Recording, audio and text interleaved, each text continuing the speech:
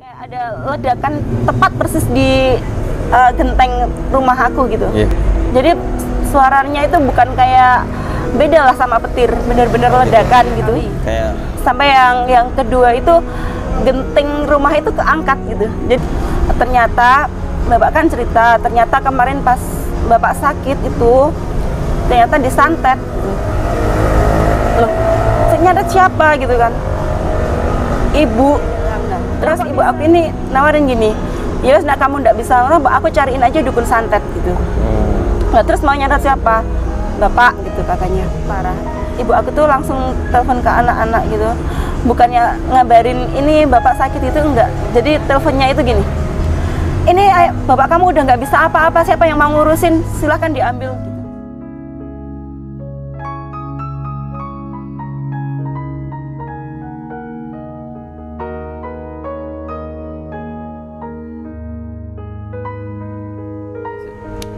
Assalamualaikum warahmatullahi wabarakatuh. Balik lagi di channel Studio Horor. Apa kabar teman-teman? Semoga sehat dan banyak rezekinya. Amin. Kali ini kita di segmen narasumber.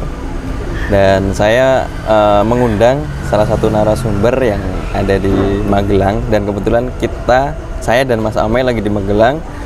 Dan ketemu narasumbernya juga di Magelang. Dengan bisa disebut namanya Mbak Dini gitu aja, disamarkan ya Mas ya. Kali ini Mbak Dini mau menceritakan kisah mistisnya, itu masih bersangkutan dengan keluarga yang dimana dulu katanya orang tuanya itu pernah disantet ya Mbak ya. Dan yang nyantet itu masih orang terdekat ya Mbak. Nah, jadi sebelum kita masuk ke cerita, bagi teman-teman yang sedang nonton tayangan ini dan belum subscribe, jangan lupa subscribe, tinggalkan komentar, like, dan share. Dan terima kasih juga buat teman-teman yang udah mendukung channel ini sampai sejauh ini. Semoga amal dan kebaikan teman-teman dibalas dan dilipat gandakan oleh Allah SWT. Amin. Amin.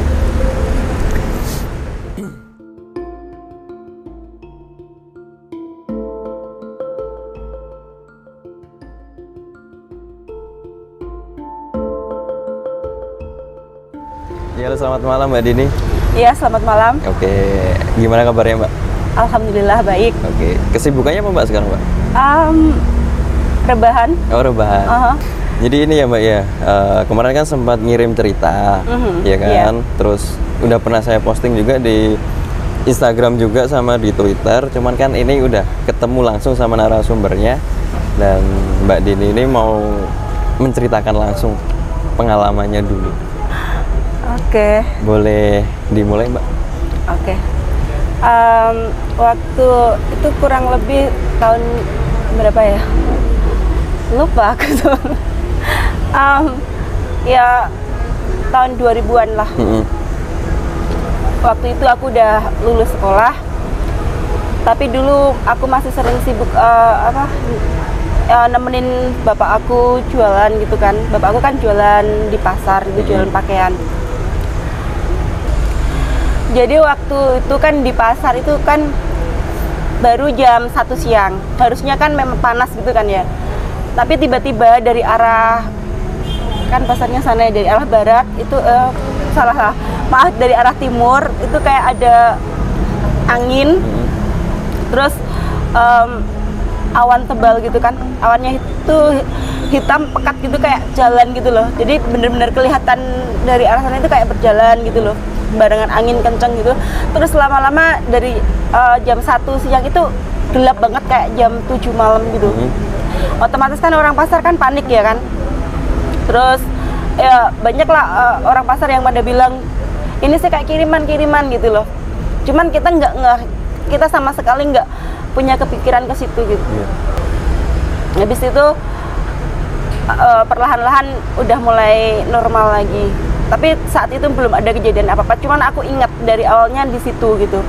Kurang lebih 3 hari kemudian, itu kan posisi di rumah. Jadi kan kalau pasaran itu kan nggak tiap hari ya. Nah, terus saat itu pas lagi di rumah, cuman bapak aku nggak di rumah. Bapak aku lagi main gitulah, tetap di kampung situ gitu. Nah itu hujan lagi kayak pas kejadian di pasar itu kayak keulang lagi gitu. Cuman bedanya yang kali ini kayak ada, dengar nggak? Kayak ada ledakan tepat persis di genteng rumah aku gitu. Yeah. Jadi suaranya itu bukan kayak, beda lah sama petir, bener-bener ledakan gitu. Kayak petasan gitu Mbak? Enggak, ini bener-bener ledakan gitu. Itu terus yang itu kan 2 kali. Sampai yang kedua itu genteng rumah itu keangkat gitu. Jadi itu kan kalau dulu kan teritnya kan belum full ya di rumah ya. Pas di ruangan tengah itu gentengnya keangkat, jadi kita bener-bener lihat langit. Tapi terus pas waktu itu bisa turun lagi itu nggak ada yang jatuh, gentengnya bener-bener kayak kembali ke posisi semula gitu. Gitu. Udah kan kita kan otomatis kan jadi mikir kenapa kok di rumah kita gitu kan. Tapi bener-bener nggak mikir negatif, ada hal-hal yang kiriman atau apalah gitu, kita bener-bener nggak sampai ke situ pikirannya. Selang apa ya, pokoknya habis itu aku mulai kerja ke Jogja. Untuk kan mungkin jaraknya kurang lebih belum ada sebulan lah. Iya. Itu biasanya kan yang namanya kerja pertama kali ya, bapak aku itu kan care banget, tiap hari kan biasanya telepon gitu kan, nanyain udah pulang belum gini-gini. Nah terus waktu itu udah ada kali 2 harian kok nggak nelpon, terus gantian aku nelpon. Tiap kali aku telepon yang ngangkat ibu aku. Itu aku tanya bapak di mana, terus katanya oh lagi di jalan lah kemana lah gitu. Biasanya kan HP kan dibawa terus. Ya wes lah udah, salam aja yang penting sehat gitu. Hari berikutnya aku telepon lagi, yang ngangkat ibu aku terus gitu. Sampai aku tanyain sehat gitu. Beberapa hari kemudian itu tetangga aku yang telepon. Oh iya. Ini bapak kamu sakit, udah nggak bisa ngapa-ngapain, udah 4 hari ini di kamar cuma tiduran aja gitu. Lah kan aku jadi mikir loh, kenapa kok ibuku kok nggak bilang gitu kan. Ya udahlah, aku langsung pamit izin gitu, terus aku pulang. Jadi benar-benar kondisi bapak aku tuh yang dia rasain, yang sakit bagian kepala sama perut, nggak bisa makan apa-apa, nggak ada yang bisa masuk gitu makanan. Jadi cuma kayak air putih, sama dulu kan energen itu pun muntah gitu kan, maksudnya nggak sakit buat nelen gitu. Itu kita juga nggak tahu, itu kita nggak ngait-ngaitkan sama kejadian yang kemarin-kemarin nggak ada. Oke, terus habis itu aku masih kerja di Jogja, masih lanjut gitu. Terus malam-malam pas aku lagi kayak nongkrong di alun-alun gitu kan sama teman-teman, kakak aku telepon serius gitu, nadanya kan serius. Terus aku nyingkir loh dari teman-teman. Dia bilang gini, Dek, ini tadi bapak habis ke toko, kakakku kan kerja di toko kan, habis ke toko. Dia kan cerita tapi nangis-nangis, terus aku langsung tak ajak pulang ke rumah, biar ceritanya di rumah gitu. Lah kenapa gitu? Ternyata bapak kan cerita, ternyata kemarin pas bapak sakit itu ternyata disantet. Loh, ternyata siapa gitu kan? Ibu. Lah kok bisa gitu? Iya, jadi ceritanya ibu itu kan memang profesinya sering rentenir gitulah. Nah ada tetangga, aslinya dari tetangga kampung aku, cuman dia udah dapat suami orang sini juga, orang seberang Gunung Tidar itu, ya kan, dia dapat suami orang situ. Dia ngutang saat itu nggak ada 1 juta lah, cuman kan udah banyak kan kalau tahun segitu. Nah dia kan tuh nggak bisa bayar, ditagih-tagih nggak bisa bayar. Terus dia kan suaminya kan dalang, profesinya dalang. Nah terus ibu aku ini nawarin gini, ya nah kamu nggak bisa, aku cariin aja dukun santet gitu. Nah terus mau nyantet siapa? Bapak gitu katanya. Ya udah, terus nah pas ketahuannya, karena ini kan santetnya itu kan ditujukan itu buat bapakku biar meninggal gitu kan, tapi ternyata kan gagal. Iya. Terus ibu aku ini mau minta lagi uangnya itu. Uangnya itu mau sama ibu aku itu mau ditagih lagi karena kan dianggapnya kan gagal gitu kan. Terus bapak aku yang disuruh nganter gitu loh. Nah bapak aku disuruh nganter itu disuruh nunggu di gang, nggak boleh ikut ke rumahnya, katanya biar urusannya sama aku aja gitu. Nah terus otomatis kan yang ditagih kan nggak terima. Loh ini kan udah dikasih ke dukunnya lah, ini buat apa maksudnya, buat ritual-ritualnya gitu kan, buat bahan-bahannya apalah itu. Terus suaminya itu dia tahu kalau bapak aku nunggu di gang, dia nyamperin bapak aku lah, terus di sini langsung apa ikut ke rumah aja gitu. Akhirnya bapak aku di situ diceritain, kan nggak percaya. Meskipun dalam hati bapak aku, oh berarti pas aku sakit kemarin itu karena memang rasanya sakitnya itu beda, kayak apa, kayak ditusuk-tusuk jarum apa gitu kan. Terus ya udah, karena tapi kan karena bapakku ini orangnya kan memang penyabar, bijaksana ya, dia sholatnya juga emang alim lah, maksudnya agamanya bagus. Meskipun istrinya seperti itu kan setidaknya udah dilarang ya, maksudnya pas rentenir itu kan udah dilarang segala macam, tapi memang ibu aku yang nggak bisa dibilangin kan. Nah terus bapak aku itu minta diantar ke rumah dukunnya, dia nggak percaya kalau nggak tahu langsung gitu. Nah sama dukunnya itu dikasih lihatlah kaos daleman punya bapakku, ya bapakku mengaku iya itu punya aku. Di situ kan shock juga kan bapakku kan, maksudnya kan ini hidup udah barengan puluhan tahun gitu loh, kok tega-teganya kayak gitu. Ya udah, terus habis itu pulang, ya udah tetap pulang meskipun pikirannya, cuman bapakku itu nggak pernah mau nunjukin ribut-ribut depan umum atau apalah, itu kan nggak mau kan. Ya udah akhirnya pulang terus ibu aku mau nangis-nangis minta maaf kayak gitu, cuman bapak aku diem gitu, maksudnya dia nggak ngerti harus kayak gimana, masih ngeblank kan mungkin. Habis itu kalau tidur kan memang udah pisah kamar ya. Udah lama memang, maksudnya karena rumah ya nggak, anak-anaknya udah pergi semua, jadi kamarnya sendiri-sendiri gitu. Nah tengah malam itu ibu aku ngetok-ngetok jam 3-an. Bapak aku tuh malah kepikirannya lah, aduh jangan-jangan aku mau ditusuk kayak apa gitu, karena memang ibu aku bisa dibilang toksik lah, jahat, ada jahat-jahatnya gitu. Ternyata ibu aku sujud-sujud minta maaf. Ya udah, terus bapak aku dengan berbesar hati memaafkan ibu aku. Terus paginya itu kan kayak diundangin, bapak aku ngundang kiai gitu. Akan maksudnya kan udah kayak musyrik ya, kalau udah main kayak gitu udah musyrik. Terus diundang kiai, disuruh apa namanya, syahadat lagi gitu. Akhirnya dia mau. Terus karena bapak aku ini kan udah tergabung di kayak apa sih namanya, Torekoh itu kan yang memang udah bener-bener lurus gitu ya, maksudnya udah kita nggak pikiran kesana kesini, bener-bener pasrah sama Allah gitu. Ibu aku kalau dijanji gitu, kalau kamu memang mau bertobat sekalian masuk situ gitu kan. Ibu aku tuh masuk ya saat itu, tapi ternyata sampai sekarang maksudnya sholat juga belum inilah. Gitu. Terus akhirnya bapak aku tuh meninggal, tapi meninggalnya ya kita nggak tahu ya, maksudnya kan kita habis itu kan anak-anak udah nggak ada yang jadi satu kan, aku juga udah nikah atau apa, kita kan nggak tahu apa itu dikirim lagi apa-apa kan nggak ya. Cuman insya Allah enggak lah, tapi sempat sakit parah itu kan, sakit parah. Ibu aku tuh langsung telepon ke anak-anak gitu, bukannya ngabarin ini bapak sakit itu enggak. Jadi teleponnya itu gini, ini bapak kamu udah nggak bisa apa-apa, siapa yang mau ngurusin, silahkan diambil gitu. Yes, itulah. Terus tapi saat itu bapak aku sembuh. Terus meninggal itu benar-benar kondisi nggak sakit lah. Kalau sakit apa kayak darah tinggi gitu kan memang udah udah medis ya Neng, tapi insya Allah nggak karena itu. Terus karena bapakku ini memang dari kecil, dari pas dulu kan mudanya itu kan dia kerja di Jakarta ya, tahun 80-an aku belum lahir, tapi udah nikah. Itu kerjanya di security Tanjung Priok.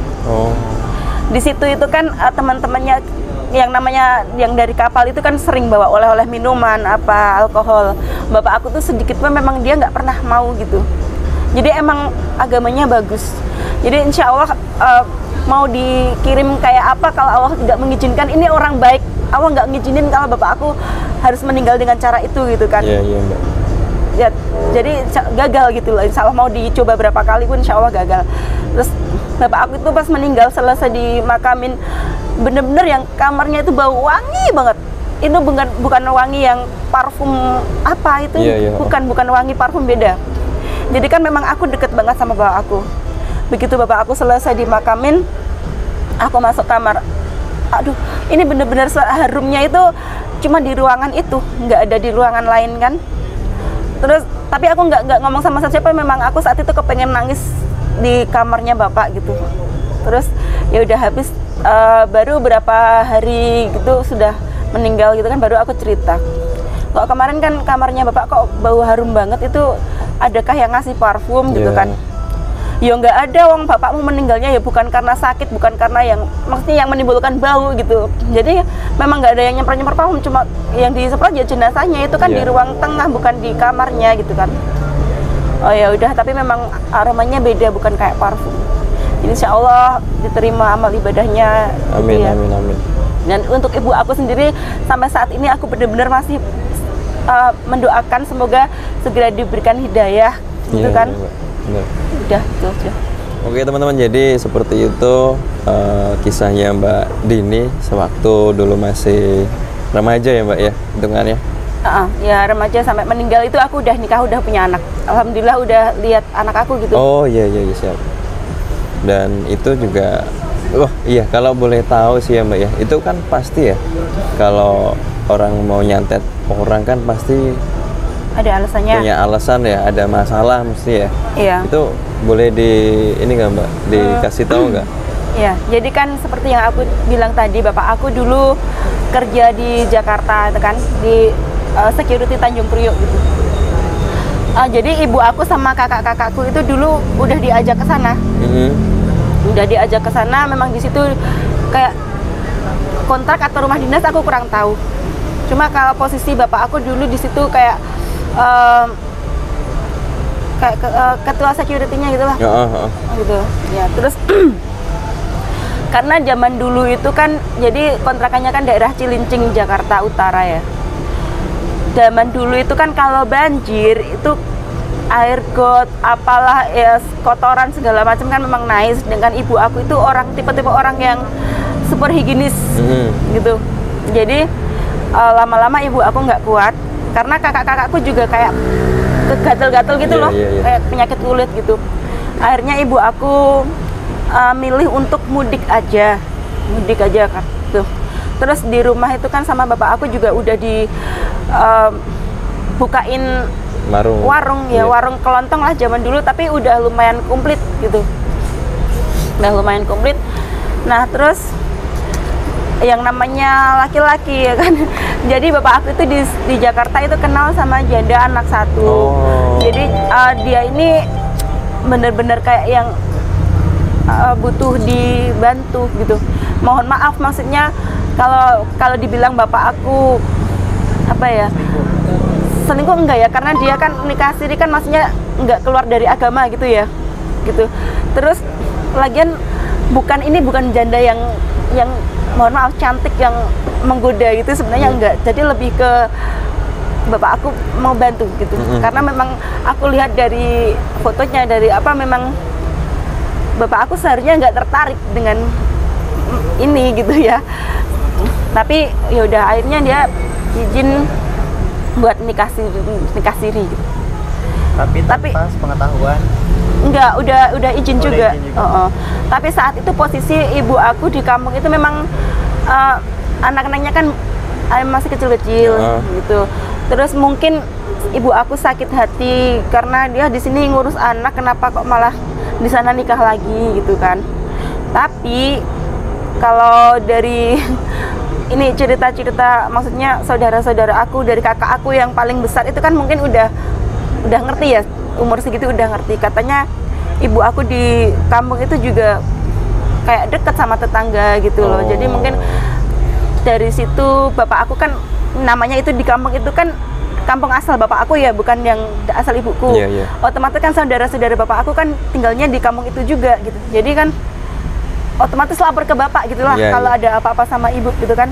Nah dari situ mungkin bapak jadi memilih untuk mantap untuk nikah lagi gitu.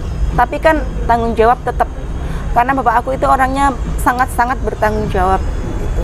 Tapi yang namanya sakit hati kadang memang wanita, aku sendiri gitu ya, meskipun kita ngelakuin kayak yang namanya hatinya selingkuh atau apa, tapi kalau pasangan kita sendiri kita nggak terima. Ya gitulah, apalagi punya anak kecil-kecil memang sensitif sih. Oh, jadi ini ya Mbak ya, karena alasan itu ya?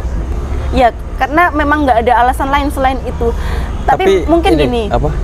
Itu lebih dulu bapak atau ibu? Mohon maaf. Ibu. Yang maksudnya yang. Oh iya. Cheat itu kan maksudnya. Iya. Jadi, tapi mungkin kenapa kok nggak dari dulu gitu kan? Jadi ceritanya gini. Jadi bapak aku itu sama yang di Jakarta itu kan punya anak, gitu kan? Yeah. Dia punya anak cewek. Umurnya mungkin di atas aku, beda setahun lah mungkin.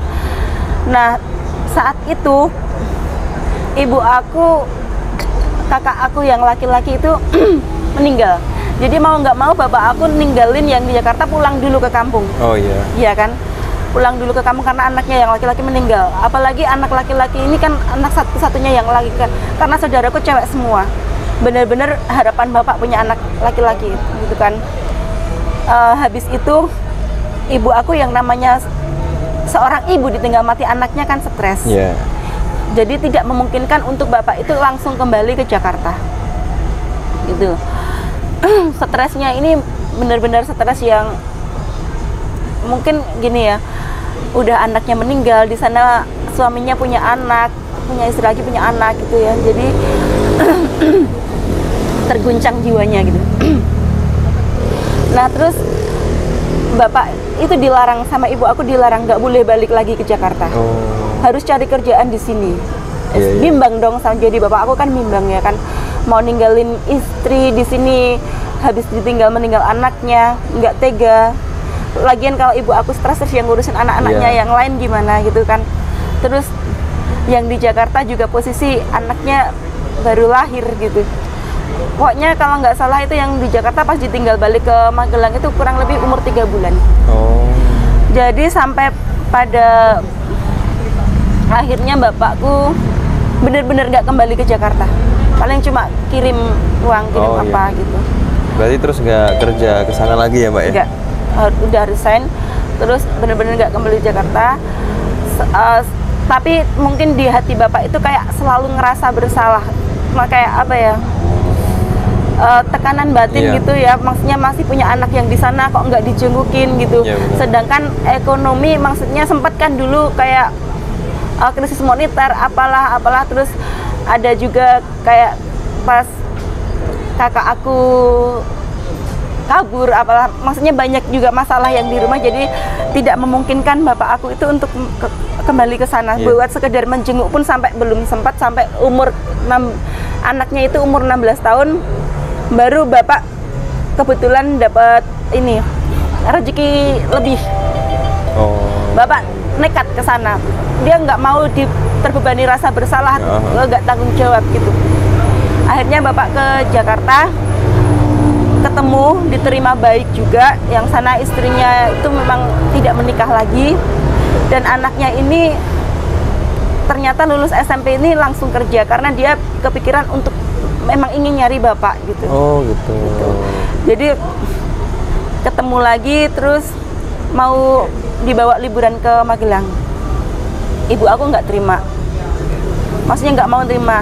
Tapi ini kan cuma anaknya, maksudnya kalau yang namanya anak kan masih tetap tanggung jawab aku. Aku bener-bener udah nggak berhubungan sama istrinya gitu kan, maksudnya kayak bapak kan gitu. Aku bener-bener cuma anaknya, tapi ibu aku tetap nggak terima. Sampai akhirnya bapak aku ngancam, ya nek kamu nggak nerima, ya udah aku tak menetap di sini aja. Lagian kan aku anak terakhir udah gede gitu kan. Terus akhirnya ya udah oke. Ya udah, jadi anak itu diajaklah ke Magelang 2 kali apa 3 kali gitu. Dikenalin sama tetangga, ke saudara-saudara. Memang diakuin itu anaknya. sampai akhirnya itu sampai anaknya dia itu menikah. Oh iya iya. Menikah terus maksudnya mungkin kan jadi ngerasa udah gugur kewajibannya, tanggung jawabnya udah pindah ke suaminya gitu ya. Tapi dari situ ibuku itu kayak sakit hatinya malah lebih memuncak. Malah lebih memuncak terus. Jadi nekat nyari nyantet tadi ya Mbak. Itu. Oh oke. Pada waktu kalau kan sempet mikirnya nggak sampai ke hal-hal kayak gitu ya Mbak ya. Tapi udah ada dugaan nggak kalau itu disantet gitu? Enggak. Dari keluarga? Enggak. Cuman dapat omongan dari tetangga ya? Ya enggak. Jadi tetangga itu cuma ini sih kiriman, tapi kan nggak mengarah ke bapak aku, nggak mengarah ke siapa-siapa, cuma ini sih kayak tanda-tanda kayak kiriman, tapi kita nggak ngerti itu kiriman untuk siapa gitu. Itu kan pas di pasar, nggak pas di rumah, pas sakit bapak sakit? Nggak ada. Oh nggak ada. Nggak ada. Maksudnya nggak ada yang kepikiran ke santet ya? Ada. Cuman bisa taunya Mbak. Karena kan bapak itu orangnya baik, maksudnya sama tetangga baik, memang nggak punya musuh kan maksudnya. Iya. Wong dia itu tapi dulu ini ya Mbak ya, taunya sendiri tuh malah dikasih tahu sama dukunnya. Iya, taunya ya itu pas lagi disuruh ngantar mau nagih itu yang gagal itu kan, mau ditagih lagi, terus jadi tahu kebongkarnya di situ. Oh berarti kan belum sempat. Kadang kan kalau orang disantet ini ya Mas ya, pasti ngirimin suatu buhul ya di dekat rumah gitu ya. Tapi itu nggak sampai nyari di situ. Kita nggak tahu. Kita nggak tahu. Cuman sebenarnya gini ya, kayak kalau bapak aku itu kan kalau sakit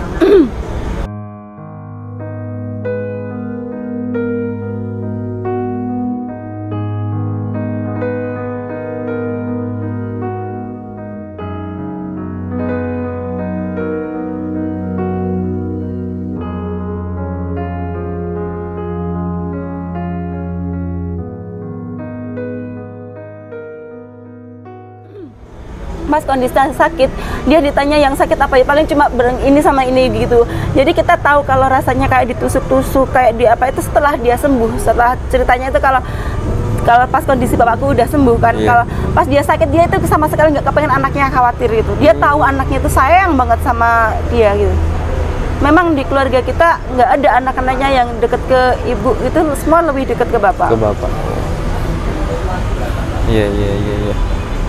Kalau dari pandangannya Mas Ame sendiri gimana Mas? Sebenarnya era-era tahun 2000-an segitu emang mulai ada perubahannya dari segi cara ngirim. Namun yang tadi ditanyakan ada buhul apa enggak semua santet itu menggunakan buhul Mas sebenarnya. Jadi ada emang tipikal dia santet itu ngirim barang dulu, ada yang ngirim barang ke dalam badan, ada barang ke halaman gitu. Terus juga ada yang juga ngirimin si makhluknya langsung ke dalam badan itu. Selain itu juga medianya tadi yang digunakan kaos dalam ya. Kaos dalam. Media kaos dalam ini ya gampang banget kan gitu diambil, apalagi pelakunya itu dari orang terdekat gitu. Jadi kaos dalam aja udah cukup gitu kan. Mungkin itu kaos dalam mungkin yang udah habis dipakai yang mau dicuci kan. Gitu, jadi ada bekas keringat dan lain-lain, jadi lebih mudah. Emang bahaya banget sih. Syukurnya emang tetangga yang minjem duitnya itu baik, yang mau nganterin lagi ke dukunnya gitu kan. Iya kan, karena itu udah nggak terimanya pas lagi ditagih lagi gitu. Jadi ini tuh kenapa kok ditagih lagi? Ini kan buat bayar dukunnya itu buat nyantet sampean Pak gitu. Gitu kan. Jadi bapak aku nggak percaya, ya udah antar aku kalau memang kayak gitu ceritanya. Kalau orangnya itu dulu tinggalnya di sini, turunan Magelang itu, seberang situ. Makanya aku udah dengar itu, aku ikut pindah ke situ. Aku mau tahu hidupnya orang itu kayak gimana. Oh iya. Sampai sekarang gimana, Pak? Ternyata orangnya pindah, aku pindah situ, orangnya pindah. Oh gitu. Orangnya katanya pindah daerah. Oh iya. Terus ini Mbak, satu mau lagi. Mau saya sebut namanya? Nggak usah. Biar Allah aja yang bales lah.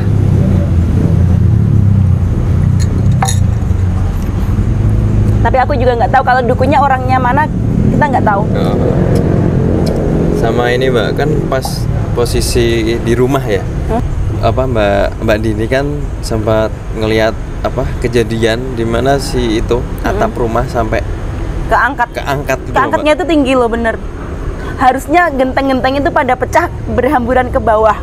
Normalnya kayak gitu. Dari fenomena kayak gitu Mas Amai, itu kenapa bisa, maksudnya sampai atap naik terus balik gentengnya lagi, itu bisa kembali ke posisi semula lagi, pas balik lagi tuh nggak hancur gitu loh, itu gimana Mas? Ada 2 tipe sebenarnya. Bisa itu adalah manipulasi jin sama otak, gitu. Manipulasi jin otak sama mata, jadi disirap, jadi seakan-akan itu terangkat, padahal yang dilihat hanya ilusi yang dibuat sama jin. Itu satu. Yang kedua ya memang kekuatan supranatural bisa sekuat itu.